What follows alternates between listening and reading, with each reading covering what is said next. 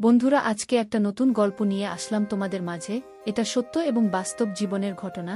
শেষ পর্যন্ত শোনার অনুরোধ রইল। শুনলে তোমার মধু চলে আসবে। দেরি না করে চলো শুরু করা যাক। আমার মায়ের রুম থেকে প্রতিদিন রাতে একটি অদ্ভুত শব্দ আসত। কিন্তু আমার বাবা তো মারা গেছে অনেক দিন আগে। তাহলে আমার মায়ের রুম থেকে প্রতিদিন এরকম ধরনের বাজে আওয়াজ আসে কেন?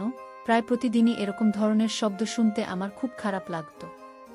আর মনে মনে মাকে ঘৃণা করতে শুরু করলাম। বাবা নেই, মা কার সাথে এমন জঘন্য কাজ করে জানার খুব আগ্রহ হলো। আর এই জন্য আমি একদিন রাতে আমার ঘরে লুকিয়ে রইলাম। তারপর আমি যা দেখতে পেলাম তাতে বন্ধুরা আমার মাথায় যেন আকাশ ভেঙে পড়ল। বন্ধুরা, গল্পটি অনেক ইন্টারেস্টিং। আশা করি শুনলে তোমরা অনেক মজা পাবে। তাহলে চলুন বন্ধুরা, গল্পটি শুরু করি। গল্পটি শুরু করার আগে বন্ধুরা, তোমাদের নিকট আমার ছোট্ট একটি অনুরোধ। দয়া করে তোমরা আমার চ্যানেলটি সাবস্ক্রাইব করে আমাকে সাপোর্ট করবে। বন্ধুরা, আমার নাম অনিকা শর্মা, থেকেই আমার ডাকনাম তিথি। সবাই আমাকে দিদি বলে ডাকে। আমার 10 বছর বয়সেই আমার বাবা এই পৃথিবী ছেড়ে চলে যান। বাবা কোনো একটা কাজে কলকাতায় গিয়েছিল। কয়েকদিন পরে সেখান থেকে খবর এল যে তিনি আর এই পৃথিবীতে নেই। সেখানে ভয়াবহ একটি আগুন লেগেছিল, যার কারণে তার লাশটুকু পাওয়া যায়নি। আমাদের জন্য এই খবরটা মাথায় আকাশ ভেঙে পড়ার মতো ছিল সবার মতো আমিও। আমার বাবাকে ভীষণ ভালোবাসতাম। আমার মা খুব সুন্দর দেখতে আর যুবতীদের মতো ছিল। বাবা মারা যাওয়ার পর দ্বিতীয় বিয়ের জন্য অনেক সম্বন্ধ এসেছিল, কিন্তু তবুও তিনি দ্বিতীয় বিয়ের জন্য না করে দিয়েছিলেন। এই ব্যাপারটা আমাদের পরিবারের সবাই একটু অবাক হয়েছিল, কারণ আমার মা তো বাবাকে ভালোবাসত না, উল্টে তার সাথে সারাক্ষণ ঝগড়া করত। বাবার কোনো ভালো চাকরি ছিল না, আর আমার মা একটা ধনী পরিবারের মেয়ে। দাদু আমাদের সংসারের পুরো খরচ চালাতেন, আর সারাক্ষণ আমার বাবার উপর চেঁচাতেন। আমার মা ও দাদুর সাথে মিলে বাবার উপর চেঁচাতেন। এসবের কারণে আমার বাবা ভীষণ কষ্টের মধ্যে থাকতেন। আমি প্রায়ই আমার বাবাকে লুকিয়ে লুকিয়ে কাঁদতে দেখতাম, আর সব সময় খুব টেনশনে থাকতে দেখতাম। কখনো কখনো বাবা আমায় বলতো, আমি তোকে ভীষণ ভালোবাসি, উত্তর কারণেই ঘর সংসার ছেড়ে কোথাও যেতে পারছি না। আমি বাবাকে বলতাম, এই পৃথিবীর সবথেকে ভালো বাবা তুমি। আর একজন মেয়ের জন্য বাবাই তার কাছে সবকিছু। সে তার বাবা আর যাই হোক না কেন, সেই তার সব।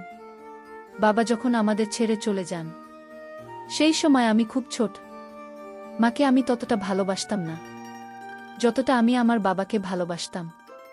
ছোট ছিলাম, তাই এই কষ্টটা কোনো রকমভাবে আমি সহ্য করে নিয়েছিলাম।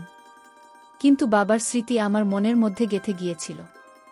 আমার অনেক সমস্যা ছিল, যার মধ্যে সবচেয়ে বড় সমস্যা হলো আমার কনফিডেন্সের অভাব। আমি কারো সামনে ঠিকভাবে কথা বলতে পারতাম না। বাবার এই অবস্থা দেখে আমি সব সময় হেজিটেশনে থাকতাম, কারো সাথে ঠিকভাবে মিশতে পারতাম না। আমি খুব কষ্ট করে স্কুলে পড়াশোনা করতাম। এখন আমি বিয়ে করছি, আমাকে প্রায় বাইরে যেতে হতো, মানুষের সাথে মিশতে হতো, তাদের সাথে কথা বলতে হতো, কিন্তু আমি তাদের সামনে এত নার্ভাস হয়ে যেতাম যে আমার হাত পা কাঁপতে থাকত। এতে সকলে অবাক হয়ে ভাবতাম যে একই রকম মেয়ে, যে ঠিকমতো কথা পর্যন্ত বলতে পারে না। সব সময় আমার মনে হতো যে আমি এই পৃথিবীতে একা, আমার কেউ নেই। কিন্তু আমার মায়ের জীবন বাবার মৃত্যুতে কোনো রকম প্রভাব পড়েনি। মা সবসময় সেজেগুজে থাকত, নিজের যত্ন নিত, মাঝে মধ্যেই বাইরে ঘুরতেও যেত। আমি এই সমাজ আর আমার মায়ের থেকে সব সময় দূরে থাকতে চাইতাম। সেই কারণে আমি বাড়িতে অতিথিদের জন্য যে ঘরটা বানানো হয়েছিল, সেই ঘরে সারাদিন চুপচাপ পড়ে থাকতাম। রাতেও আমি সেই ঘরে ঘুমাতাম। ঘরটা ছিল আমাদের মূল ঘর থেকে একটু দূরে, যা একেবারে নীরব ছিল। সেই ঘরের ছাদটা খারাপ হয়ে গিয়েছিল, যে কারণে বর্ষার সময় ঘরের ছাদ দিয়ে জল পড়ত। তাই একদিন আমার মা বলল যে আমি যেন ঘর ছেড়ে বাড়ির ভিতরে চলে আসি, কারণ বাড়িতে অনেক ঘর ফাঁকা আছে। তাই আমার বাইরে থাকার কোনো দরকার নেই।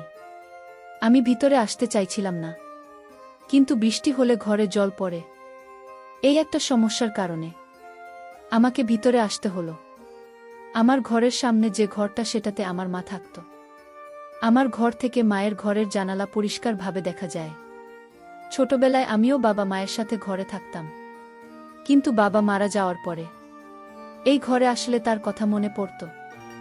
সেই কারণে আমি ঘর ছেড়ে বাইরের ঘরে থাকতাম। বাবার মৃত্যুর পরে আমি পুরো ডিপ্রেশনে ছিলাম। সেই কারণে আমি ডাক্তারের কাছে চেক আপ করাতে যেতাম।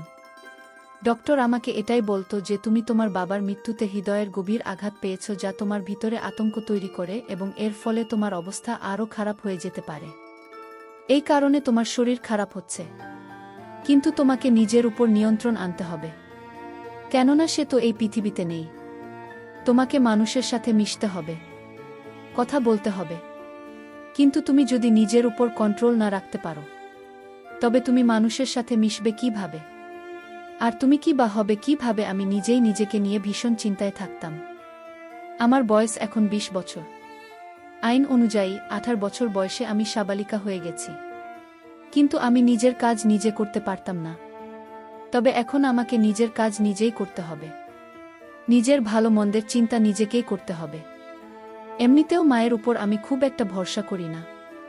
বাড়ির ভিতরে আসার পর থেকে আমি একটা অদ্ভুত ব্যাপার লক্ষ্য করেছি যে প্রতিদিন আমার মনে হয় মায়ের ঘরে কেউ একজন আসে। প্রথম রাতে ভেবেছিলাম এটা আমার মনের ভুল, কারণ এই সময় মায়ের ঘরে কে থাকবে, তাই আমি এই ব্যাপারটার দিকে তেমন একটা গুরুত্ব দিলাম না। কিন্তু দ্বিতীয় রাতেও আমি নিজের কানে কোনো পুরুষের গলার আওয়াজ শুনতে পেলাম। যখন আমার ঘর থেকে বেরিয়ে মায়ের ঘরের কাছে গিয়ে দেখলাম তার ঘরে আলো জ্বলছে। এর মানে হলো আমার মা জেগে আছে। এরপরে আমি মায়ের ঘরের দরজায় টোকা দিলাম। কিছুক্ষণ পরেই মা এমনভাবে বাইরে বেরিয়ে এল, যেন মনে হচ্ছে তিনি সবেমাত্র ঘুম থেকে উঠে এসেছে। অথচ তার মুখের দিকে ভালো করে লক্ষ্য করে দেখেন, মনে হলো না যে তিনি ঘুমাচ্ছিলেন। আমি বললাম, তুমি যে ছিলে? মা বলল যে, তুই এটা জিজ্ঞেস করার জন্য আমাকে ঘুম থেকে উঠে আলি, আমার ঘুমটা নষ্ট করলি। এটা তোমার ঠিক হয় নাই। আমি বললাম, মা, আমার ঘুম আসছিল না, তাই জেগেছিলাম। তোমার ঘর থেকে একটা আওয়াজ শুনতে পেয়েছিলাম, তাই তো তোমাকে ডাকলাম। আমার কথা শুনে আমার মা বলল, তুই পাগল হয়ে যাসনি তো? কি সব ফালতু কথা বলছিস?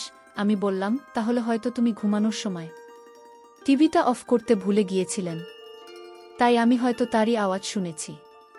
আর তুমি ঘুম থেকে উঠে এক্ষুনি টিভি বন্ধ করে বাইরে এলে আমার কথা শুনে আমার মা রেগে গেলেন। এদিকে মুখ ফসকে যা বলে ফেলেছি, তাতে আমি লজ্জায় পড়ে গেলাম।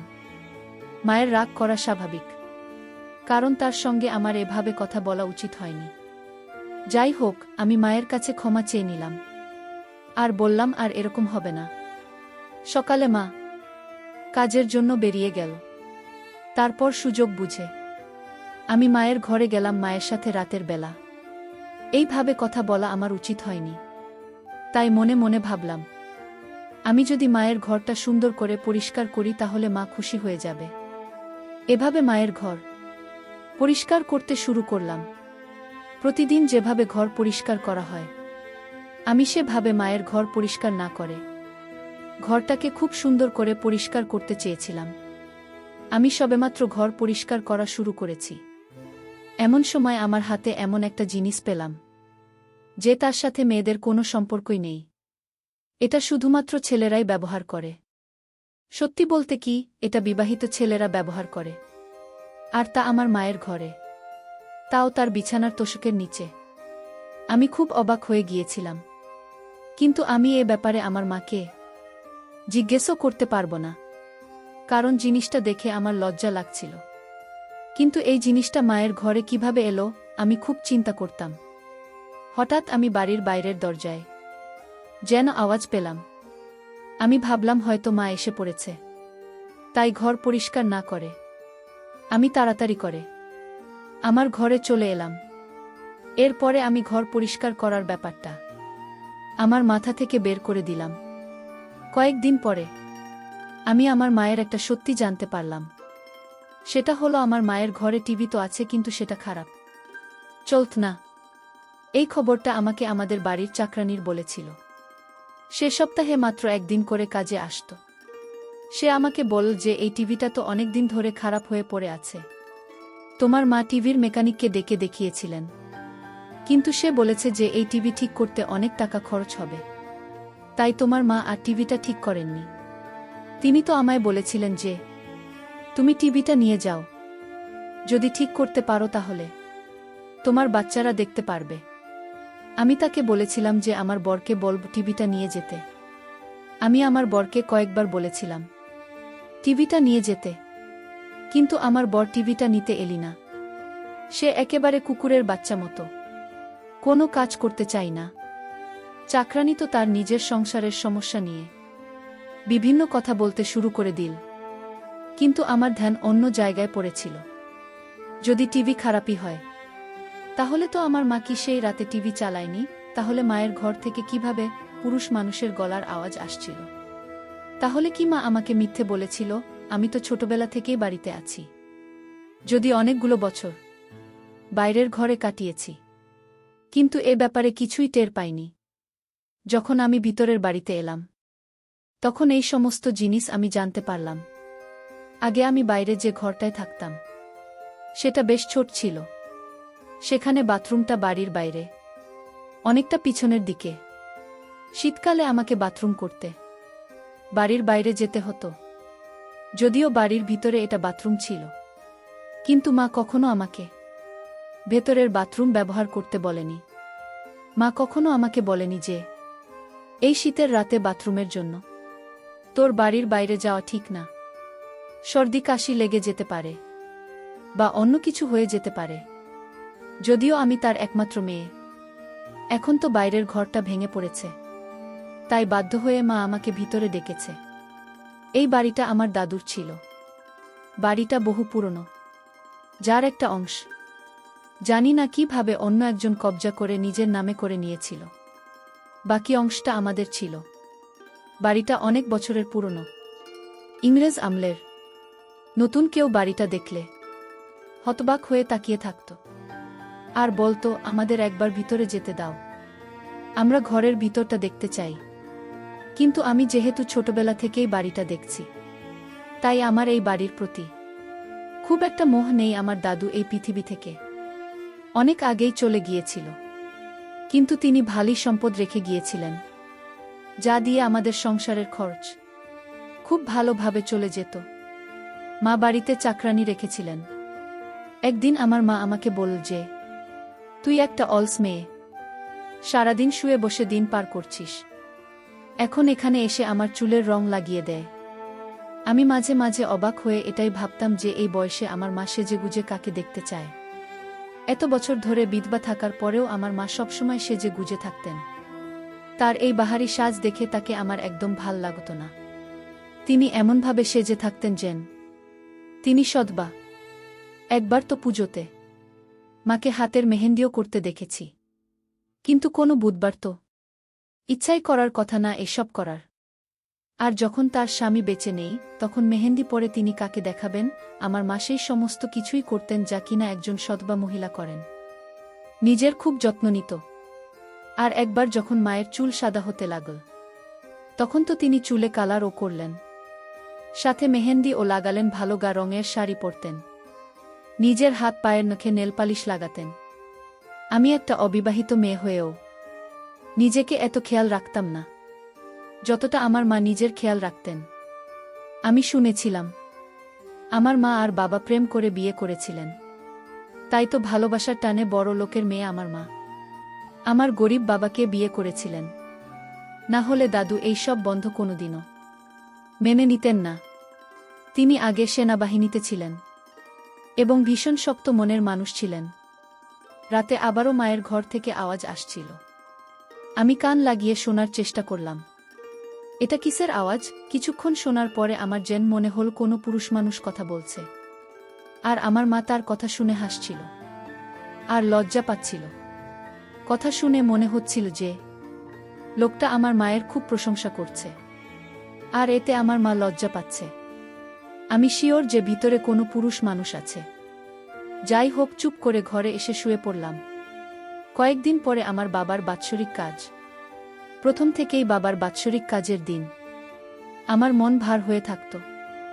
মনে হতো যেন আজকে উনি আমাদের ছেড়ে এই দুনিয়া থেকে চলে গেছেন। বাবার বাৎসরিকের দিন সকালে দেখলাম মা সেজেগুজে বাইরে বেরিয়ে এল। মাকে সেদিন খুব রোমান্টিক মনে হলো।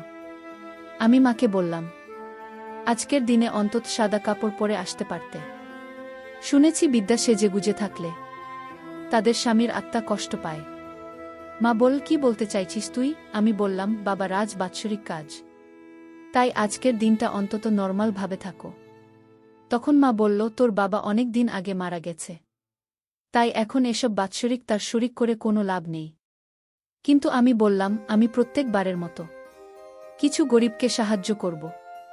মা বলল, তাহলে তাই কর। আমি বললাম, তুমি কোথায় যাচ্ছ? মা বলল যে আমার এক বন্ধুর মেয়ের বিয়েতে যাচ্ছি। আমি বললাম, আজ তো তোমার স্বামীর বাৎসরিক কাজ, আর তুমি আজকে তোমার বন্ধুর মেয়ের বিয়েতে যাচ্ছ। মা বলল যে বাৎসরিক আজ প্রত্যেক বছর হয়, কিন্তু বিয়ে প্রত্যেক বছর হয় না। যে মারা গেছে তার জন্য আমি আমার এত ভালো বন্ধুকে কষ্ট দিতে পারবো না। তারা খুব বড়লোক, আর তারা শহরে থাকে। আমি তার বড় ছেলের সাথে তার বিয়ে দিতে চাই।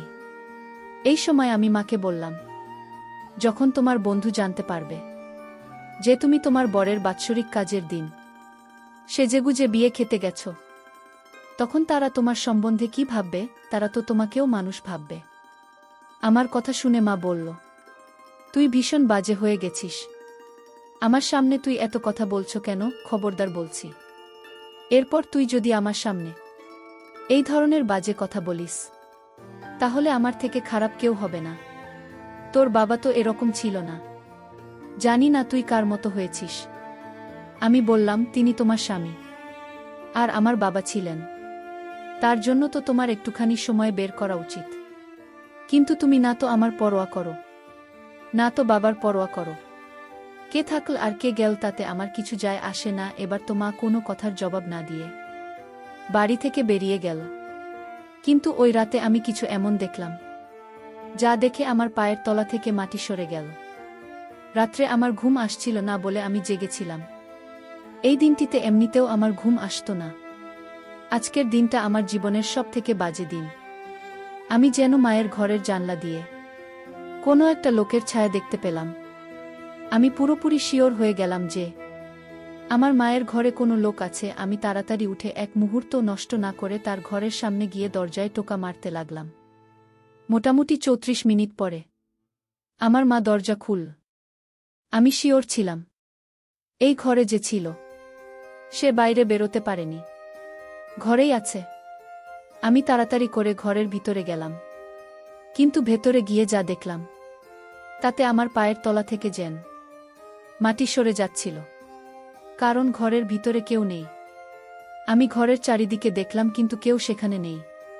তাহলে যে লোকটাকে আমি ঘরের ভিতরে দেখলাম সে গেল কোথায়? তাই কথা ঘোরানোর জন্য আমার মাকে বললাম, বাথরুমে যেতে হবে, কিন্তু বাইরের নল দিয়ে জল পড়ছে না, তাই তোমার বাথরুমে যাওয়ার জন্য এসেছি। এরপরে আমি বাথরুমে ঢুকে সেখানেও কাউকে দেখতে পেলাম না। আমি অবাক হয়ে ভাবছি, লোকটার ছায়া দেখলাম আর আওয়াজ শুনলাম, অথচ ঘরের মধ্যে সে কোথাও নেই, যেন হাওয়ায় মিলিয়ে গেছে। কিন্তু আমি এ ব্যাপারে আমার মায়ের সাথে কোনো কথা বললাম না, কারণ আমার কাছে কোনো প্রমাণ নেই। আমি এমনি এমনি বলছিলাম যে আমার বাথরুমের কল খারাপ হয়ে গেছে, তাই আমি এখানে এসেছি। কিছুক্ষণ পরে বাথরুম থেকে বেরিয়ে আমি আবার আমার ঘরে ফিরে এলাম। কিছুক্ষণ পরে আবারও আমার মায়ের ঘর থেকে হালকা হালকা আওয়াজ আসতে লাগল। আমি মনে মনে ভাবছি, হয়তো আমার মা পাগল হয়ে গিয়েছে, অথবা আমার মায়ের ঘরে কেউ না কেউ তো নিশ্চয়ই আছে যার সাথে আমার মা কথা বলছে। কোনো একটা ব্যাপার তো নিশ্চয়ই আছে, আর তা না হলে ওই ঘরের মধ্যে কোনো ভূতপ্রেত আছে যে আমাকে দেখলে অদৃশ্য হয়ে যায়। কেননা কোনো মানুষের পক্ষে এত তাড়াতাড়ি ঘর থেকে বেরিয়ে যাওয়া সম্ভব না। আর বেরোবেই বা কোথা দিয়ে? ঘরের দরজা দিয়ে যেতে পারবে না, কারণ আমি দরজা দিয়ে ঢুকেছি। আর জানলা দিয়েও যেতে পারবে না, কারণ জানলা ছিল খুবই ছোট। এসব চিন্তা করতে করতে আমার মাথায় প্রচুর যন্ত্রণা হতে শুরু করল, আর আমি এসব কথা কাউকে বলতে পারছিলাম না। এতদিন আমি চিন্তায় ছিলাম এটা ভেবে যে কেন আমার মা এতদিন বিয়ে করেননি, আর বিয়ে না করেও তিনি সবসময় এত খুশি থাকেন। কি করে? আমি এতদিন ভাবতাম আমার মা বুঝি এখনও বাবাকে খুব ভালোবাসেন, সেজন্য আমার মা অন্য কোনো পুরুষকে বিয়ে করেনি। কিন্তু এখন তো বুঝতে পারছি যে নিশ্চয়ই আমার মায়ের অন্য কোনো ব্যাপার আছে। তার জীবনেও হয়তো কেউ আছে, আর সে হয়তো আমার মায়ের সাথে খুব বাজে কাজ করে। না হলে সে রাতের বেলা ঘরের মধ্যে কি করে? আমার প্রমাণ দরকার। কেননা আমি আমার মাকে বোঝাতে চাই যে আমি এখন আর বাচ্চা নই, আমি সমস্ত কিছু বুঝতে পারি। আর যার বিবাহযোগ্য মেয়ে আছে তার এসব মানায় না। যদি এমনটা সত্যি হয় তাহলে আমি আর এখানে থাকতাম না, এখান থেকে অন্য কোথাও চলে যেতাম। কেননা আমি এভাবে এখানে থাকতে পারবো না। এসব চিন্তাতেই রাতে আমার ঘুম আসতো না। মায়ের ঘরের রহস্য জানার জন্য আমাকে একটা প্ল্যান বানাতে হবে। আমি মায়ের ঘরে যেতে পারতাম না, তাই আমাকে বুদ্ধি খাটিয়ে এমন একটা প্ল্যান বানাতে হবে যাতে ভুলের কোনো সম্ভাবনা না থাকে। শেষ পর্যন্ত আমার মাথায় এমন একটা প্ল্যান এসে গেল যে তাতে ভুল হওয়ার কোনো সম্ভাবনা নেই। কিন্তু যদি আমি ধরা পড়ে যাই, আর আমি যেটা ভাবছি সেটা যদি না হয়, তবে আমি আমার মায়ের চোখে চিরদিনের জন্য ছোট হয়ে যাব। কিন্তু অন্ততপক্ষে আমি সত্যিটা তো জানতে পারব। আর এমনিতে আমি শিওর ছিলাম যে মায়ের চোখে আমি ছোট হব না, বরং তিনি আমার চোখে চিরদিনের জন্য ছোট হয়ে যাবেন। তাই আমি মনে মনে ভেবে নিয়েছি যে আমাকে কি করতে হবে। বিকেলবেলা আমি আমার মাকে বললাম যে আজ আমি আমার এক বন্ধুর বাড়িতে পড়তে যাব, আর আমি রাতে ওখানে থাকব। আমার মা বলল, ঠিক আছে, খুব ভালো কথা, মন দিয়ে পড়াশুনো করো।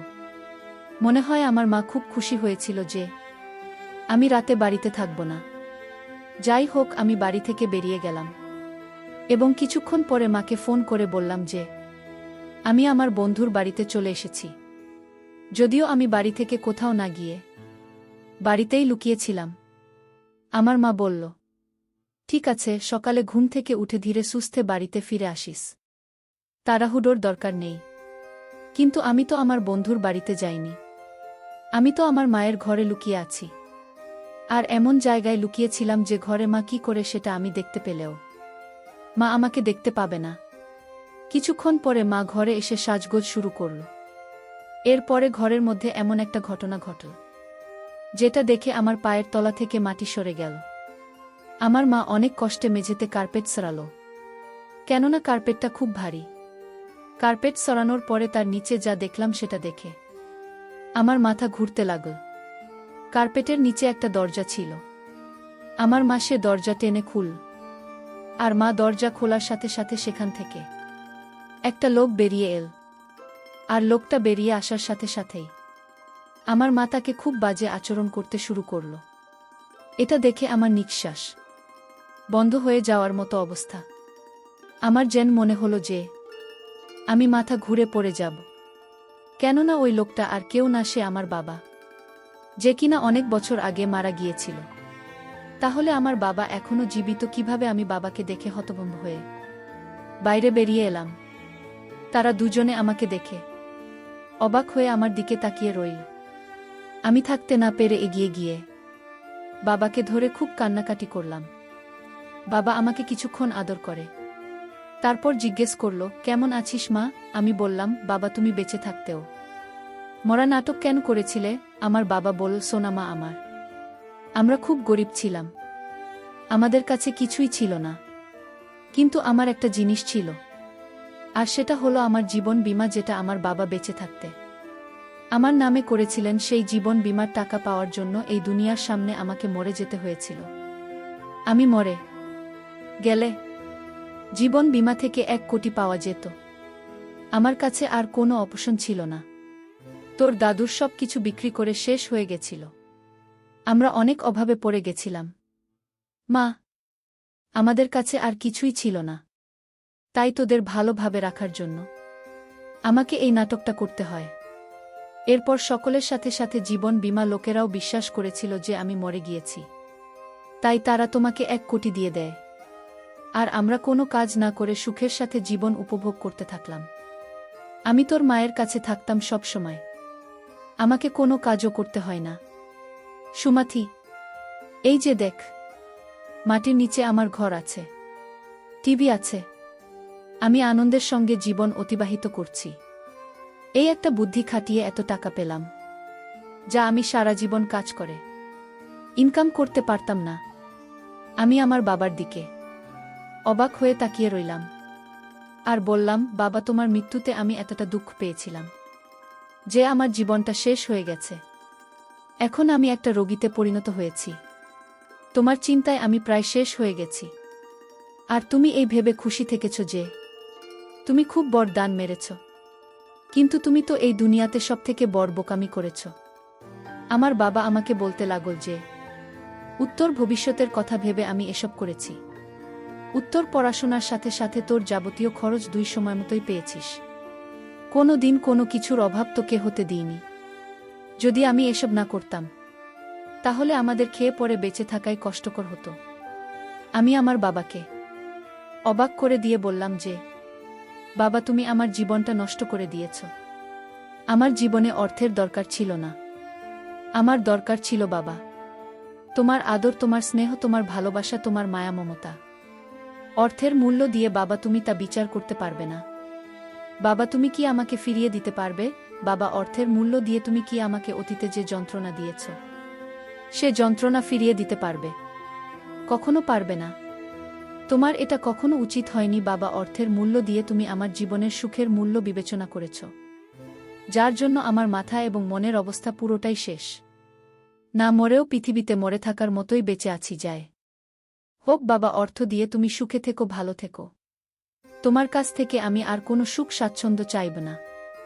বন্ধুরা, পরিশেষে আমি বলবো, আমাদের জীবনেও মাঝে মধ্যে এরকম ধরনের কিছু ঘটনা আসে যা কেউ কখনো কল্পনাও করতে পারে না। অনেক সময় অর্থের জন্য মানুষ জীবনের রূপ পাল্টিয়ে দেওয়া, পরিবার, আপনজন সবার কাছ থেকে বিসর্জন দিয়ে জীবনকে ভিন্ন উপায় নিয়ে যায়। তখন সে পরিবার পরিজনের চাইতে নিজের স্বার্থ থাকে বেশি প্রিয় মনে করে। কিন্তু এটা মোটেও উচিত না। আমাদের প্রত্যেকটি কাজ করার পূর্বে আমাদেরকে সবকিছু বিবেচনা করে ভাবা উচিত। বিশেষ করে পরিবার পরিজনদের কথা মাথায় রেখে প্রত্যেকটি কাজ, অর্থাৎ দুর্বিষহ কাজগুলো বিবেচনা করে করা উচিত। বন্ধুরা, আজকে এই পর্যন্তই। আমি লামিয়া আবারও আসব তোমাদের মধ্যে নতুন কোনো ভিডিও নিয়ে। ভিডিওটি যদি তোমাদের ভালো লাগে তাহলে একটি লাইক দাও। প্রতিদিন আমি তোমাদেরকে একটা করে নতুন গল্প উপহার দিব, তাই তোমাদেরকে অনুরোধ করে বলছি, তোমরা যদি এরকম ধরনের ইন্টারেস্টিং গল্প পেতে চাও তাহলে দয়া করে আমার চ্যানেলটি সাবস্ক্রাইব করো। পরিশেষে তোমাদের সকলের সুস্বাস্থ্য কামনা করি। ভিডিওটি দেখার জন্য তোমাদের সকলকে অসংখ্য ধন্যবাদ।